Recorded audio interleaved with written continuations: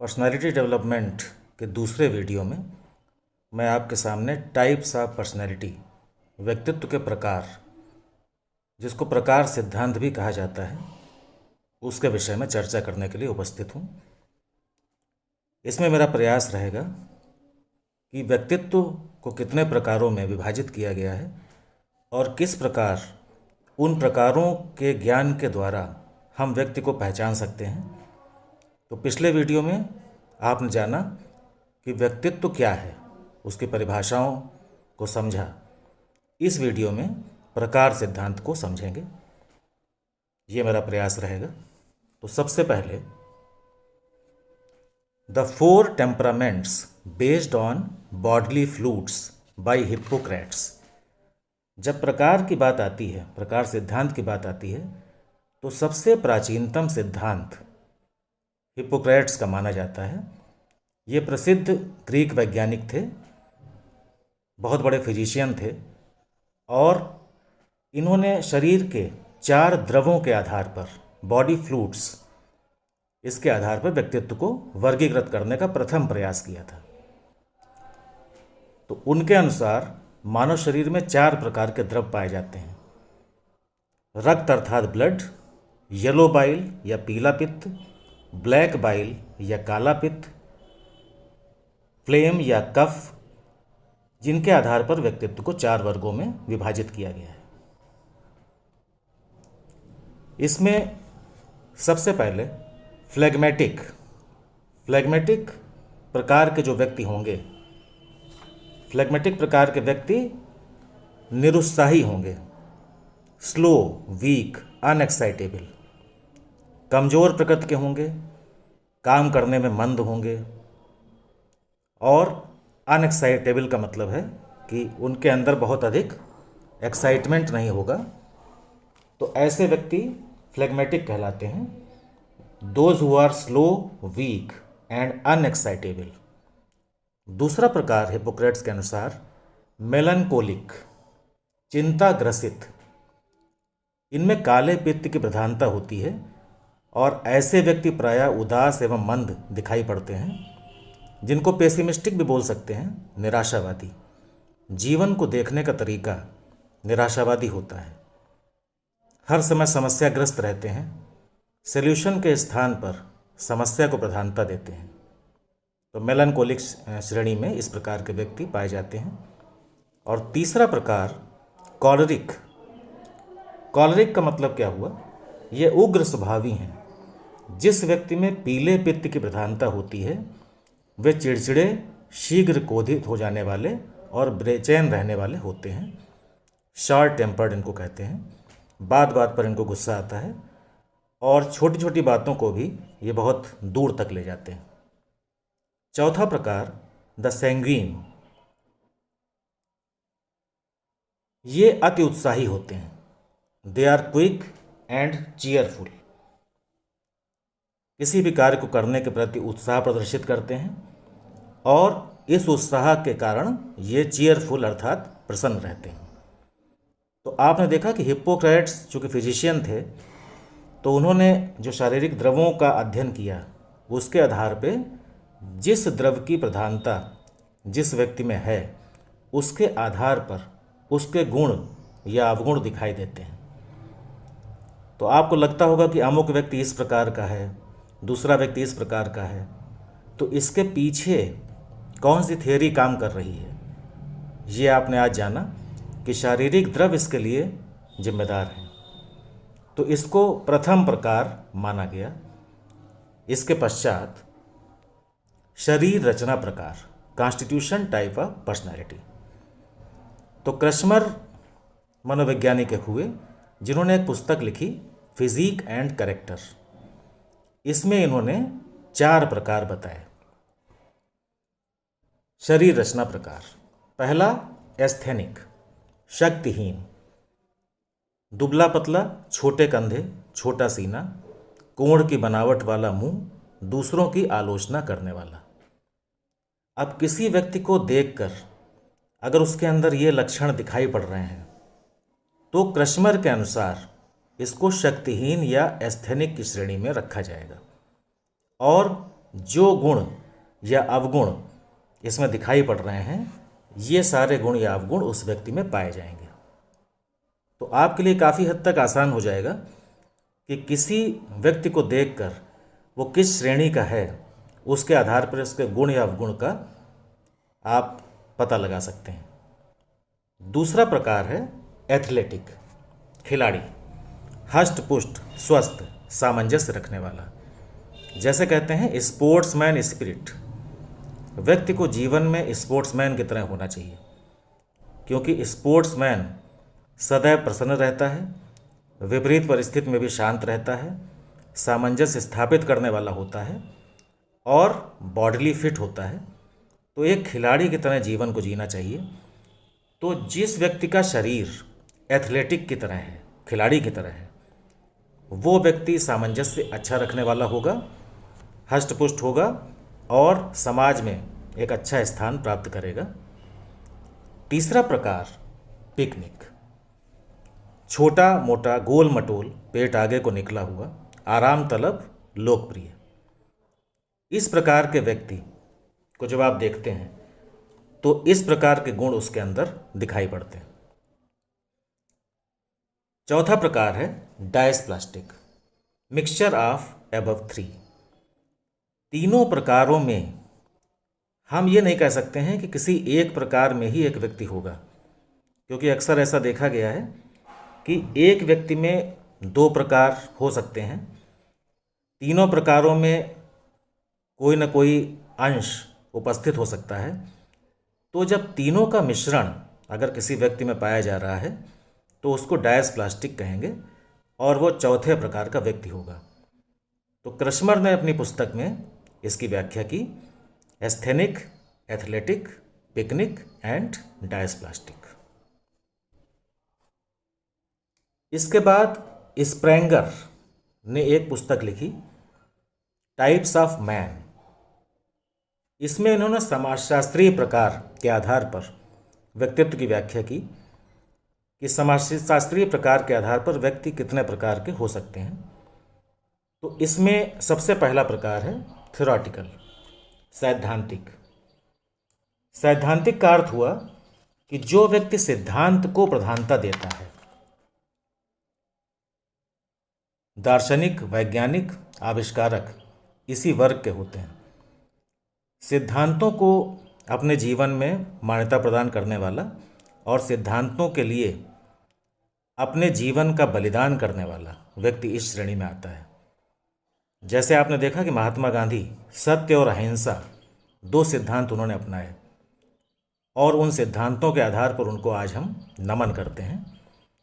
तो जिस व्यक्ति के सिद्धांत होंगे जीवन में वो थ्योरेटिकल कैटेगरी में आएगा, ये स्प्रेंगर का मानना था। दूसरे प्रकार के व्यक्ति इकोनॉमिक या आर्थिक पहलू पर ज़्यादा ध्यान देने वाले होते हैं। इस प्रकार के व्यक्तित्व वाले व्यक्ति धन को सर्वाधिक महत्व देते हैं। व्यापारी, उद्योगपति आदि इसी श्रेणी में आते हैं, क्योंकि जो व्यक्ति धन को प्रधानता देगा, अपने संबंधों में भी कई बार ऐसा होता है कि धन को हम सबसे ऊपर रखते हैं। संबंध रहें न रहें, लेकिन धन प्राप्त होना चाहिए। तो इस प्रकार के व्यक्ति इकोनॉमिक कैटेगरी में आएंगे और इनके लिए धन सब कुछ होता है। बाप बड़ा ना भैया, सबसे बड़ा रुपया। तीसरा प्रकार है सोशल। सोशल का अर्थ सामाजिक। आपने देखा होगा कि एक सामाजिक प्रकार के जो लोग होंगे कि कहीं पर अगर कोई कार्य हो रहा है और वहाँ पर उनकी आवश्यकता है तो वो वहाँ बिना कहे ही उपस्थित हो जाते हैं। तो सामाजिक का अर्थ है कि सामाजिक कार्य, समाज सुधार आदि कार्यों में रुचि लेने वाले व्यक्ति। इनमें सामाजिक कार्यकर्ता, समाज सुधारक आदि आते हैं। तो सोशल या सामाजिक व्यक्ति समाज के कार्यों में बढ़ चढ़कर हिस्सा लेते हैं और यही उनकी रुचि होती है, क्योंकि यही उनका प्रकार है। नेक्स्ट है पॉलिटिकल, राजनीतिक। ऐसे व्यक्तित्व वाले व्यक्ति राजनीति में सक्रिय रहते हैं तथा प्रशासनिक क्षमता वाले होते हैं। इनमें नेता और प्रशासक श्रेणी के व्यक्ति आते हैं। राजनीतिक रुचि वाले लोग राजनीति के क्षेत्र में सफल होते हैं। इसीलिए आपने देखा कि हर व्यक्ति राजनीति में सफल नहीं हो सकता, क्योंकि पॉलिटिकल प्रकार का व्यक्ति वो नहीं है। हो सकता है वो थ्योरेटिकल प्रकार का हो, सैद्धांतिक व्यक्ति हो, और पॉलिटिकल में वो सफल ना हो पा रहा हो, तो ये उसके प्रकार का दोष है, क्योंकि वो उस प्रकार में नहीं आता है जिस क्षेत्र में वो चला गया है।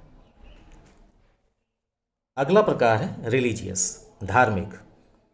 तो धार्मिक का आशय है कि धर्म के कार्यों में रुचि लेने वाले ऐसे व्यक्तित्व वाले व्यक्ति धार्मिक कार्यों को करने कराने में विशेष रुचि लेते हैं। इनमें संत, भक्त, पुजारी, पादरी आदि आते हैं जो धार्मिक कार्यों में बढ़ चढ़कर हिस्सा लेते हैं। तो ये धार्मिक प्रकार का स्प्रेंगर का मानना है। नेक्स्ट है एस्थेटिक।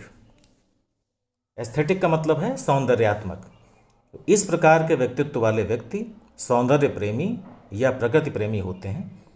जैसे चित्रकार, कलाकार, साहित्यकार, कवि आदि इस श्रेणी में आते हैं। किसी चीज़ को देखने का तरीका, सौंदर्यानुभूति, जो चीज़ एक दूसरे व्यक्ति के लिए कुरूप हो सकती है, वो एस्थेटिक सेंस वाले व्यक्ति के लिए सौंदर्य से परिपूर्ण हो सकती है, क्योंकि वो व्यक्ति, उसके अंदर एस्थेटिक सेंस है, सौंदर्यानुभूति है। इस नाते वो कुरूप से कुरूप चीज़ को भी उसमें सौंदर्य खोज लेता है। तो ये चूँकि उसका प्रकार है, तो स्प्रेंगर का यह मानना था कि इतने प्रकार के व्यक्ति समाजशास्त्रीय प्रकार में आते हैं, और ये इनके प्रकार से समाजशास्त्रीय प्रकार हुआ। इसके बाद युंग के साइकोलॉजिकल टाइप्स हैं। इन्होंने 2 प्रकार बताए। 2 प्रकार में एक इंट्रोवर्ट है और दूसरा एक्सट्रोवर्ट है। तो इंट्रोवर्ट का मतलब है अंतर्मुखी। अंतर्मुखी व्यक्तित्व वाले व्यक्ति आत्म केंद्रित होते हैं, और ऐसे व्यक्ति एकांत प्रिय होते हैं। इस प्रकार के व्यक्ति पुराने मूल्य, मान्यता, नियम और परंपराओं को मानने वाले होते हैं। इनका चिंतन भीतर ही भीतर चलता है, और ये अपनी बात को व्यक्त नहीं करते हैं, अपने भीतर ही चिंतन किया करते हैं। ऐसे व्यक्ति अंतर्मुखी होते हैं, और इनकी दोस्ती कुछ ही लोगों तक सीमित होती है, क्योंकि इनमें आत्म केंद्रितता का गुण अधिक पाया जाता है। इन्हें अकेलापन अधिक पसंद होता है, और ऐसे व्यक्ति दार्शनिक बनते हैं। दूसरा प्रकार एक्सट्रोवर्ट, ये बहिर्मुखी प्रकार है। ऐसे व्यक्ति यथार्थवादी और आशावादी होते हैं, सामाजिक कार्यों में विशेष रुचि लेते हैं, मिलनसार और प्रसन्नचित्त होते हैं। ऐसे लोगों की खाने पीने में अधिक रुचि होती है। इस प्रकार के व्यक्ति समाज के लिए विशेष उपयोगी होते हैं। अपनी बात को बहुत ही प्रबलता से कह सकने की सामर्थ्य इनमें होती है, क्योंकि अक्सर देखा गया है कि इंट्रोवर्ट के पास बहुत सारी जानकारी होने के बाद भी वो उसको व्यक्त करने में असमर्थ रहता है, जबकि उसके पास ज्ञान होता है। वहीं दूसरी ओर एक्सट्रोवर्ट जो बहिर्मुखी है, बहिर्मुखी अपनी बात को बहुत ही प्रबलता से प्रस्तुत करता है। तो ये दोनों प्रकार युंग के अनुसार हैं। लेकिन बाद में माना गया कि कोई व्यक्ति पूरी तरह से इंट्रोवर्ट नहीं हो सकता, और कोई व्यक्ति पूरी तरह से एक्सट्रोवर्ट नहीं हो सकता।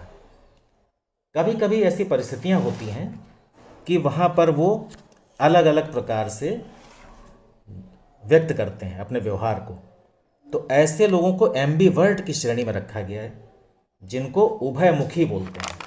उभयमुखी का अर्थ जिनमें दोनों प्रकार के गुण उपस्थित हों। There are hardly a few downright extroverts और introverts. Most people are a mixture of both, and they make a fair judgment to the demand of life. जैसी परिस्थिति होगी जीवन में, उसी प्रकार से वो अपने व्यवहार को व्यक्त करेंगे। तो युंग ने तो इंट्रोवर्ट और एक्सट्रोवर्ट की बात की, लेकिन जो एम्बिवर्ट है, मिक्सचर ऑफ द टू, इस प्रकार की श्रेणी में अधिकतर व्यक्ति पाए जाते हैं, और ये व्यक्ति दोनों प्रकार की गुणों को अपने में शामिल करते हैं। तो एम्बिवर्ट को ज़्यादा अधिक अच्छा माना जाता है, क्योंकि वो अपनी परिस्थिति के हिसाब से अपने को ढाल लेता है।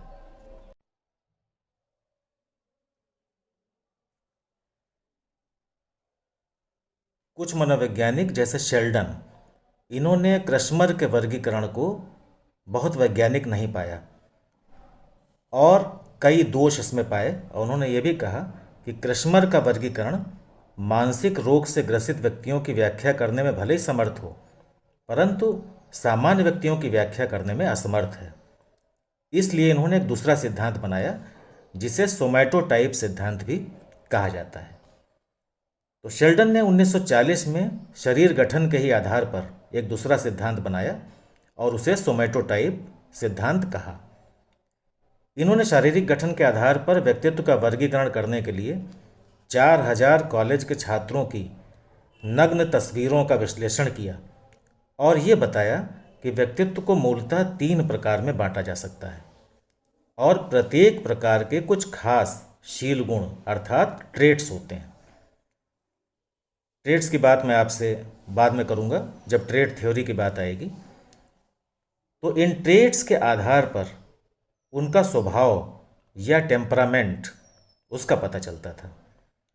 प्रत्येक प्रकार उससे संबंधित शील गणों के बीच का जो सहसंबंध था वो 0.78 से अधिक था, जो अपने आप में इस बात का सबूत है कि प्रत्येक शारीरिक प्रकार तथा उससे संबंधित गुण आपस में काफ़ी मजबूत हैं।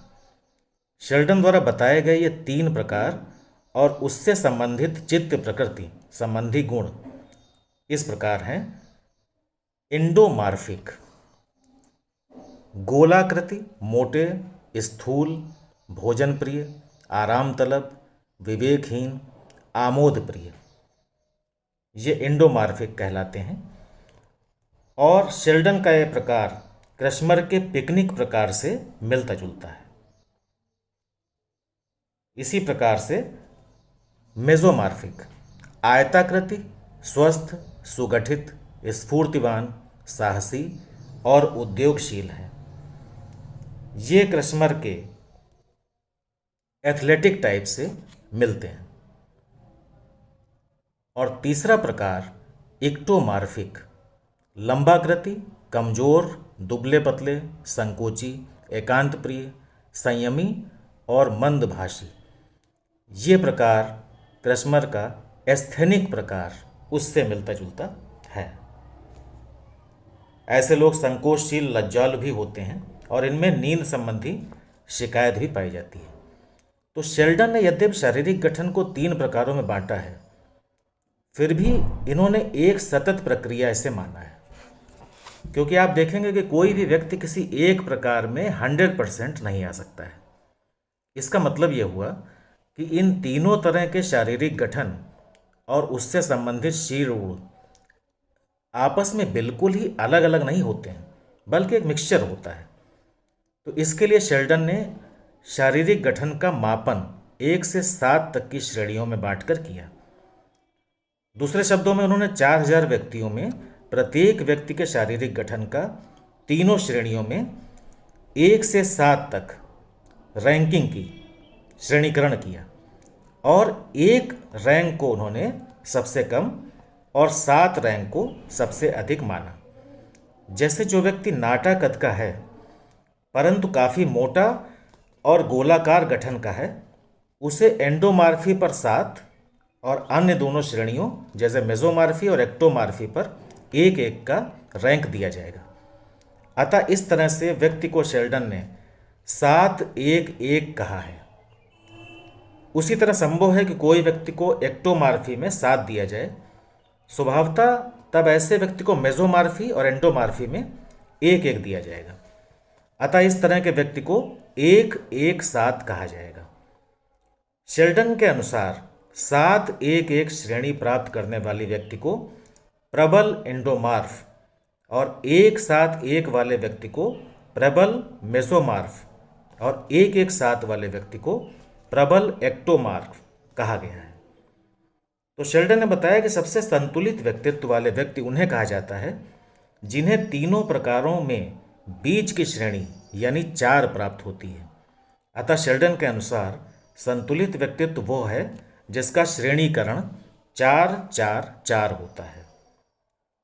तो आपने देखा कि शेल्डन ने किस प्रकार से तीनों श्रेणियों को विभाजित किया और जो व्यक्ति में मिश्रित गुण पाए जाते हैं उन गुणों के आधार पर इसकी व्याख्या की। अब हम देखेंगे कि इतने प्रकारों को देखने के बाद आपके मन में एक बात आती होगी कि ये वर्गीकरण कितने सत्य हैं, तो इसकी आलोचना भी हुई। जैसे इस प्रकार के वर्गीकरणों की एक सामान्य आलोचना ये है कि ये विकास के किसी न किसी पहलू पर बल देते हैं और सामान्य मानव स्वभाव की अपेक्षा उसके उग्र रूपों की व्याख्या करते हैं। क्रो एंड क्रो ने कहा है, a general criticism of such classifications is that they tend to place emphasis upon one or another phase of development and to deal with extremes rather than with the mediocrity of human nature. किसी एक श्रेणी में किसी एक व्यक्ति को रखना संभव नहीं है, क्योंकि किसी न किसी दूसरे प्रकार का कोई ना कोई अंश उस व्यक्ति में भी पाया जाता है। तो एक तरह से मिश्रण होता है, तो हम एक्सट्रीम पर नहीं जा सकते हैं, उग्र रूप पर नहीं जा सकते हैं। किसी व्यक्ति को जानने के लिए ये प्रकार सिद्धांत हमारी मदद तो करता है, क्योंकि काफ़ी हद तक प्रकार के आधार पर व्यक्ति के गुण या अवगुण को हम जान सकते हैं, क्योंकि सारे प्रकार सिद्धांत किसी न किसी रिसर्च पर आधारित हैं। बहुत सारा शोध हुआ है, उसके आधार पर ही प्रकार सिद्धांत बने हैं। लेकिन 100% किसी प्रकार सिद्धांत पर हम व्यक्ति की व्याख्या कर सकें, ऐसा संभव नहीं होगा। इसीलिए कहा जाता है कि पर्सनैलिटी इज़ वेरी कॉम्प्लेक्स। बहुत ही कठिन है किसी व्यक्ति को पूरी तरह से जानना।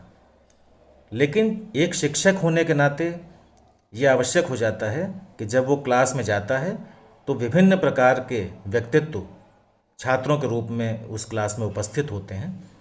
तो अगर इस प्रकार सिद्धांत का अध्ययन करने से ऊपर से देखने पर ही हम एक आइडिया लगा सकें कि अमुक व्यक्ति इस प्रकार सिद्धांत में आ रहा है, तो इसके भीतर इस प्रकार के गुण या अवगुण हो सकते हैं, तो हमारे लिए उससे व्यवहार करना थोड़ा आसान हो जाएगा, इसमें कोई दो राय नहीं। और उसके अलावा जो वेरिएशन या जो भिन्नता हमें नज़र आती है, वो एक्सेप्शनल तौर पर हमें कुछ और सिखाएगी। तो प्रकार सिद्धांत को पूरी तरह से हम नकार नहीं सकते हैं, लेकिन ये निश्चित है कि इसके आधार पर एक शिक्षक को व्यक्तित्व के प्रकार का ज्ञान होने पर छात्रों के साथ सामंजस्य स्थापित करने में आसानी हो सकती है, और ये प्रकार सिद्धांत उसके लिए बहुत ही मददगार साबित हो सकता है। अगला सिद्धांत ट्रेट थ्योरी या शील गुण सिद्धांत, उसकी बात मैं अगले वीडियो में आपसे करूँगा कि किस प्रकार से ट्रेट थियरी और टाइप थ्योरी दोनों में भेद होता है, और ट्रेट थियरी कितने लोगों ने दी, ये अगली श्रृंखला में आपसे बात होगी। खुश रहें, प्रसन्न रहें। Wish you all the best.